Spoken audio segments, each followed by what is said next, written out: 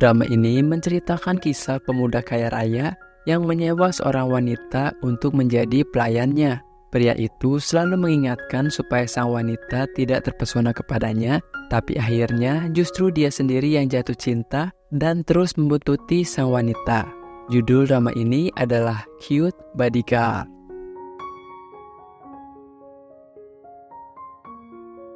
Seorang wanita bernama Jingjing akan menemui pria yang ia cintai. Supaya lebih mempesona, Jingjing kemudian memakai lipstik di depan sebuah kaca mobil.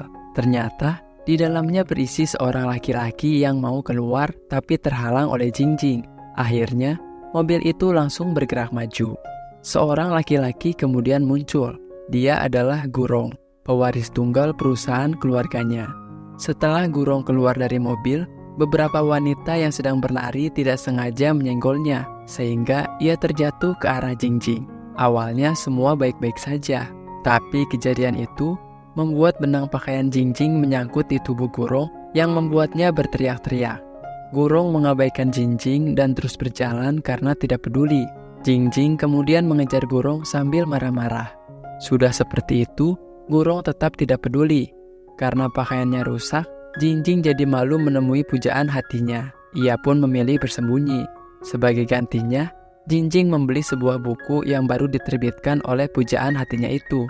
Baru saja suasana hatinya membaik, seseorang tiba-tiba menabrak Jingjing sampai bukunya terjatuh. Jingjing jadi makin kesal saat melihat orang yang menabraknya ternyata adalah Gurong. Tidak lama kemudian, segerombol karyawan datang untuk menangkap Gurong. Para karyawan itu disuruh oleh kakek Gurong sendiri. Alasannya, karena Gurong tidak mau mengurus perusahaan keluarganya. Saat melihat Gurong akan ditangkap, Jingjing membantunya dengan menghajar semua gerombolan itu. Salah satu dari mereka terluka sampai berdarah. Jingjing yang memiliki fobia darah akhirnya langsung pingsan. Gurong kemudian membawanya ke rumah sakit. Saat tersadar, Jingjing salah paham melihat tangan Gurong yang sedang menyelimutinya. Ia langsung berteriak sambil memukul ke arah Gurong. Tapi yang terkena pukulan itu justru asisten Gurong yang tidak tahu apa-apa. Setelah itu mereka berpisah.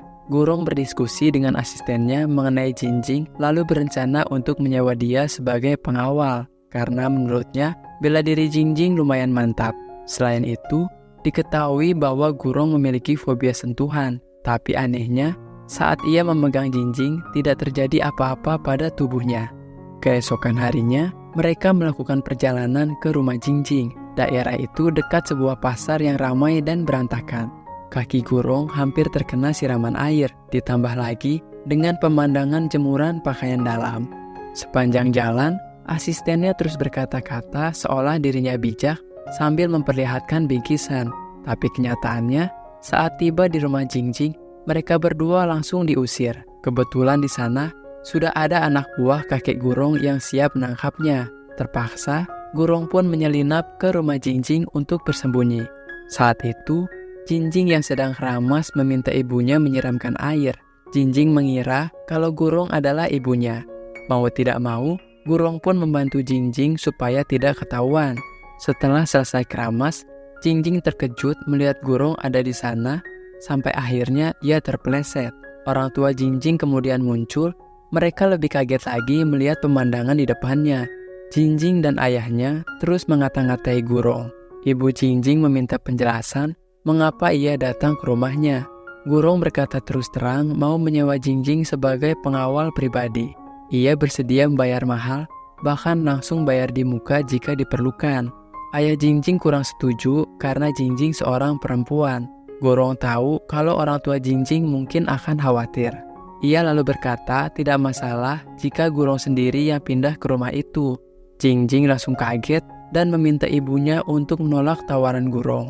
Tapi keluarga Jingjing memang sedang membutuhkan uang. Mereka kemudian membahas perjanjian kontrak. Jingjing terus mempertanyakan hal-hal yang aneh, sedangkan ayahnya sudah bersiap-siap mengeluarkan pedang. Mereka pun akhirnya setuju. Namun ada masalah baru. Semua kartu milik Gurong rupanya diblokir oleh kakeknya. Ia mencoba menelpon asistennya, tapi tidak diangkat juga.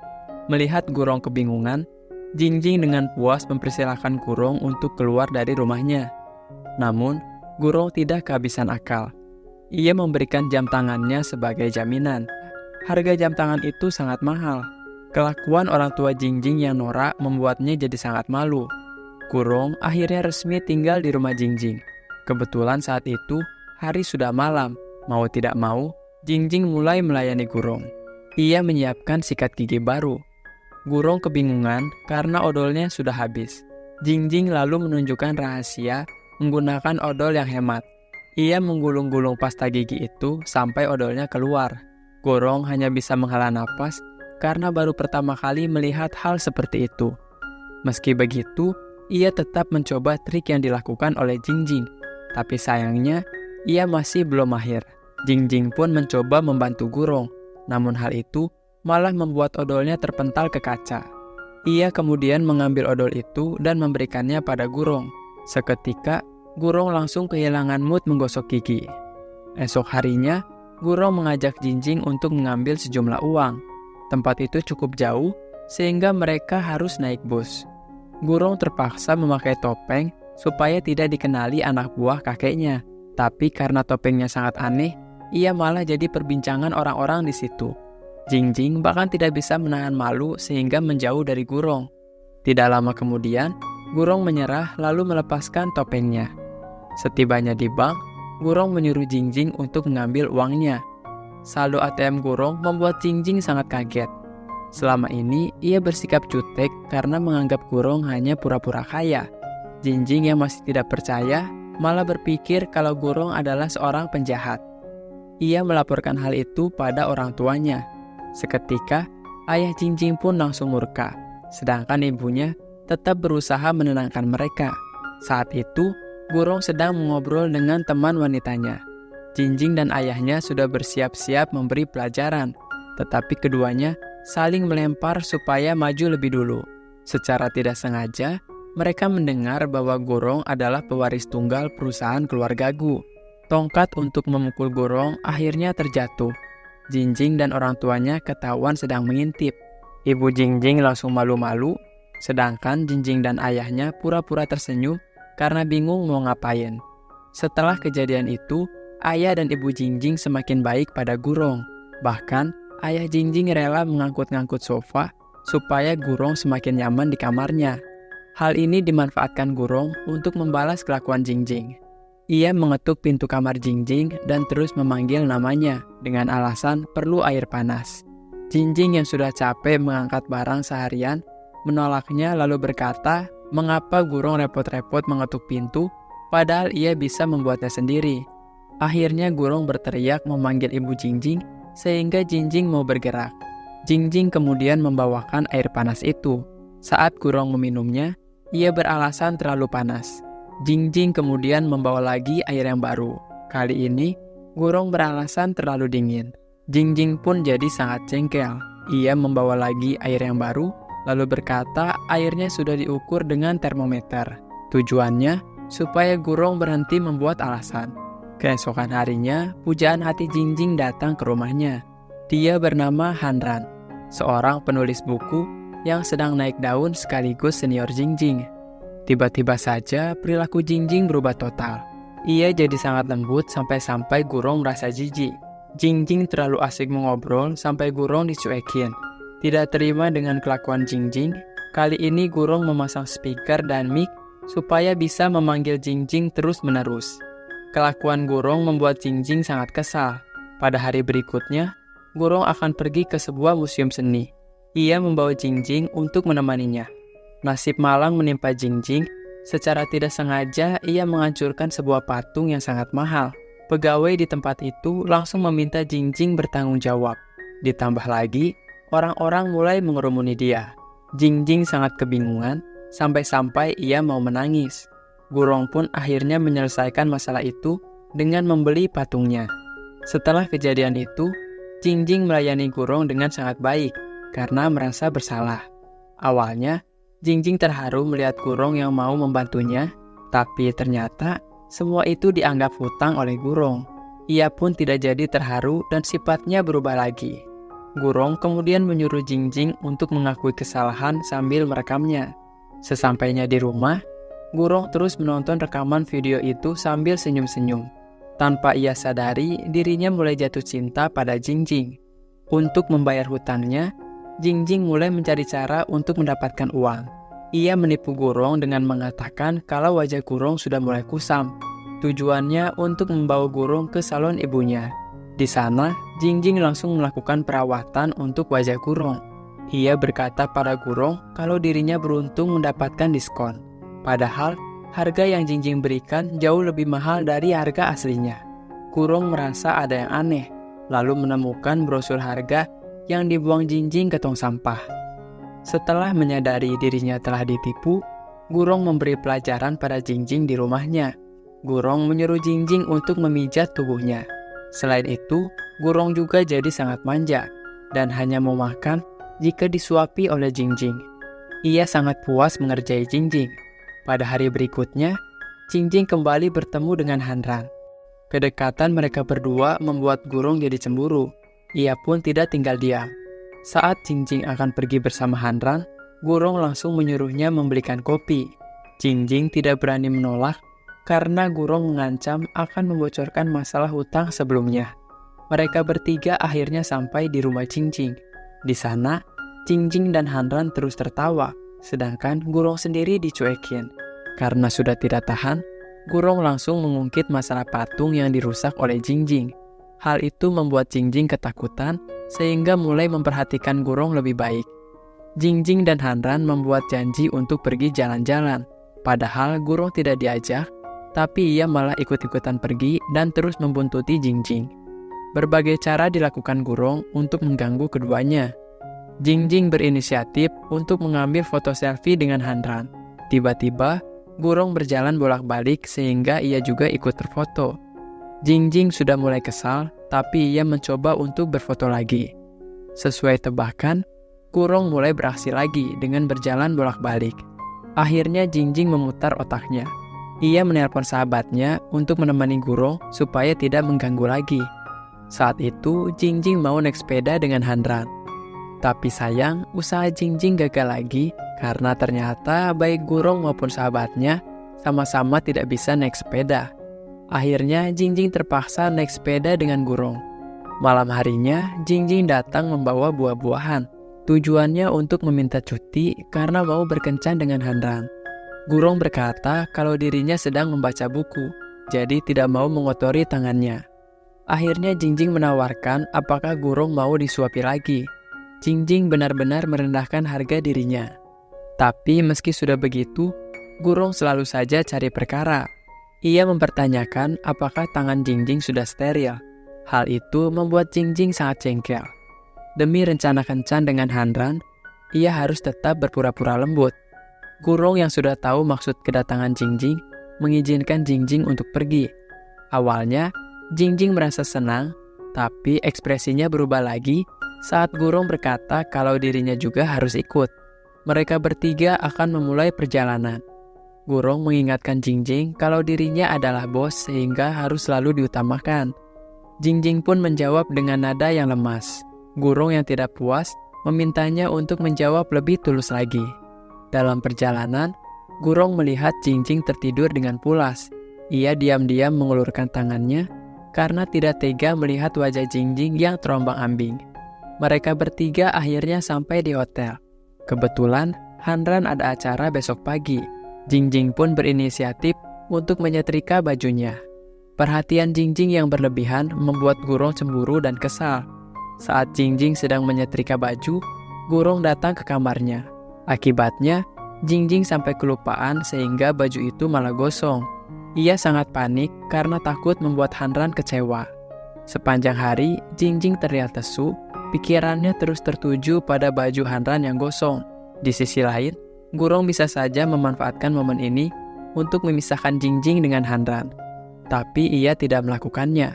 Gurong justru menunjukkan kebesaran hatinya dengan membantu Jingjing mengirimkan alamat toko yang bisa memperbaiki baju itu. Bahkan, semua biaya perbaikan sudah ditanggung oleh Gurong. Jingjing tidak bisa berkata apa-apa selain mengucapkan terima kasih dengan tulus. Sepanjang malam, Jingjing menunggu di toko baju. Gurong yang khawatir akhirnya pergi untuk melihat kondisi Jingjing. Ia melihat Jingjing sedang tidur, lalu menyelimuti dia. Tidak lama kemudian, Jingjing terbangun dari tidurnya. Saat melihat Gurong ada di situ, Jingjing mulai bingung dengan perasaannya. Di satu sisi, Gurong memang selalu membuatnya kesal, tapi di sisi lain, Gurong juga orang yang selalu ada saat dirinya terpuruk. Keesokan harinya, Hanran mengikuti acara tanda tangan untuk buku yang baru ia terbitkan. Jingjing diam-diam berencana untuk menyatakan cinta. Tidak jauh dari hotel mereka, ada sebuah pulau yang disebut Husin. Ia pun pergi bersama Gurong ke pulau itu.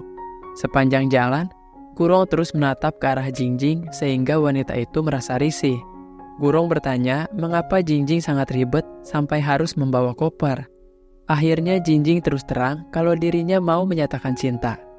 Gurong berpikir kalau hal itu sangat norak. Ia terus mengganggu Jingjing supaya rencananya gagal. Saat itu, Jingjing membawa soda khusus untuk Hanran. Tiba-tiba, Gurong malah mengambilnya. Jingjing yang mulai marah mencoba merebutnya lagi. Sayangnya, tubuh Jingjing terlalu pendek sehingga ia menyerah. Sesudah itu, Jingjing mencoba mengabaikan Gurong. Tidak lama kemudian, Gurong mulai berulah lagi. Ia sengaja membuka soda itu di dekat koper Jingjing. Akibatnya, foto-foto yang sudah Jingjing siapkan jadi kebasahan.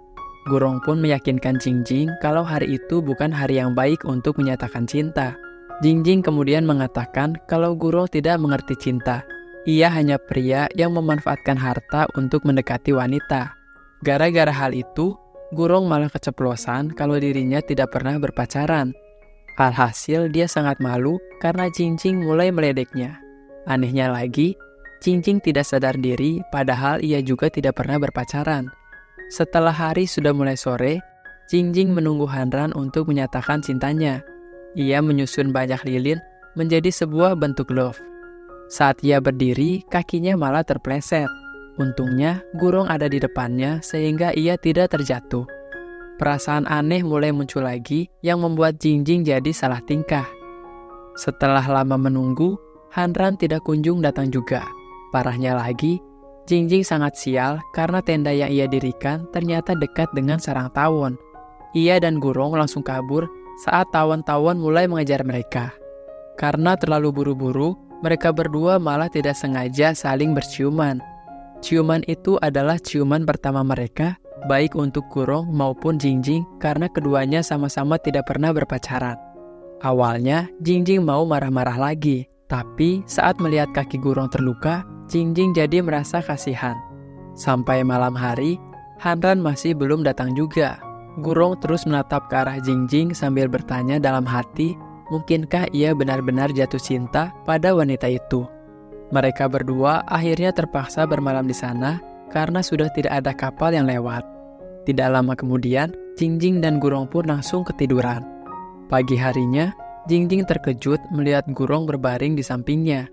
Rencana Jingjing untuk menyatakan cinta akhirnya gagal. Tapi hubungannya dengan Gurong justru semakin dekat. Jingjing yang belum menyadari perasaannya pada Gurong masih terus mengejar-ngejar Hanran. Suatu hari, Jingjing mendapat kesempatan untuk menemani Hanran pada sebuah acara. Saat itu, seseorang bertanya pada Hanran siapa wanita yang ada di sampingnya. Jingjing sangat kecewa karena ternyata selama ini Hanran hanya menganggapnya sebagai keluarga. Gurong yang juga ada di sana tidak membiarkan Jingjing terpuruk. Gurong menemani Jingjing kemanapun ia pergi. Malam itu, Jingjing minum sampai mabuk. Gurong kemudian membawa Jingjing pulang ke rumahnya. Sesampainya di rumah, Jingjing yang mabuk berat tiba-tiba mencium Gurong. Perasaan Gurong pun jadi semakin menggebu-gebu. Sejak hari itu, Gurong bertekad untuk mengejar Jingjing. Ia mulai belajar tentang cinta supaya bisa mendekati Jingjing. Ketika Gurong mengobrol dengan Jingjing, ia menyadari bahwa wanita itu memiliki keinginan untuk melihat meteor. Secara diam-diam, Gurong menyiapkan sebuah kejutan dengan membawa teropong ke tempat yang akan dikunjungi oleh Jingjing. Setelah lama menunggu, Gurong masih belum melihat ada tanda-tanda kemunculan Jingjing. Seorang wanita tak dikenal mau mendekatinya, tapi Gurong mengabaikan wanita itu. Gurong setia menunggu Jingjing sampai hujan deras mengguyurnya. Sekali lagi, seorang wanita mau mendekatinya, tapi lagi-lagi, Gurong tetap tidak peduli. Karena sudah tidak tahan, Gurong akhirnya menelpon Jingjing. Ternyata, Jingjing sedang asik ngobrol dengan temannya. Mendengar itu, Gurong langsung emosi, lalu mendatangi Jingjing sambil marah-marah. Jingjing yang tidak tahu apa-apa jadi kebingungan. Tapi saat ia pulang ke rumahnya, Jingjing melihat ada sebuah teropong di sana.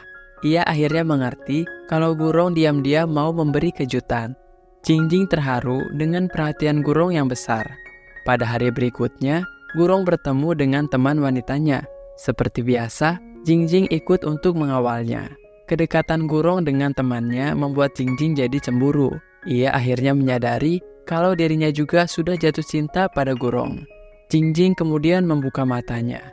Ia melihat perubahan besar pada Gurong. Ternyata, demi bisa memenangkan hati Jingjing, Gurong berusaha keras membantu banyak orang di lingkungan itu. Semua orang menyapa Jingjing dan ayahnya untuk menyampaikan terima kasih pada Gurong. Bahkan, Gurong juga diam-diam membantu ayah Jingjing mempromosikan kelas bela diri yang ia buka. Jingjing tidak berbicara apapun, ia hanya menatap Gurong dengan wajah yang sedikit malu-malu. Akhirnya, Gurong menyatakan cinta pada Jingjing. Hal itu membuat Jingjing sangat galau. Ia jatuh cinta pada Gurong, tapi ia juga merasa tidak pantas untuknya. Gerombolan anak buah kakek Gurong kemudian mendatangi Jingjing. Ia dibawa menghadap kakek Gurong yang memintanya untuk membujuk cucunya itu supaya mau kembali. Jingjing pun meminta maaf karena tidak bisa melakukan itu. Akhirnya, ia malah ditahan sampai mau melakukan perintah kakek Gurong. Terpaksa, Jingjing berkelahi dengan semua anak buah kakek Gurong. Di sisi lain, orang tua Jingjing merasa cemas karena anaknya tidak bisa dihubungi. Gurong sadar kalau semua ini pasti ulah kakeknya. Ia kemudian pergi ke rumah kakeknya itu. Saat melihat Jingjing dikeroyok, Gurong pun tidak tinggal diam. Ia menghentikan mereka semua dengan menyemprotkan air. Tiba-tiba, kakek Gurong muncul lalu berusaha memisahkan Gurong dengan Jingjing. Pada saat itu, di depan kakeknya dan semua orang yang hadir, Gurong menyatakan perasaannya yang tulus pada Jingjing. Setelah mendengar semua itu, Jingjing merasa sangat terharu. Kali ini, ia tidak bisa menahan perasaannya lagi. Saat itu juga, Jingjing menerima Gurong menjadi kekasihnya, dan kisah cinta mereka pun akhirnya dimulai.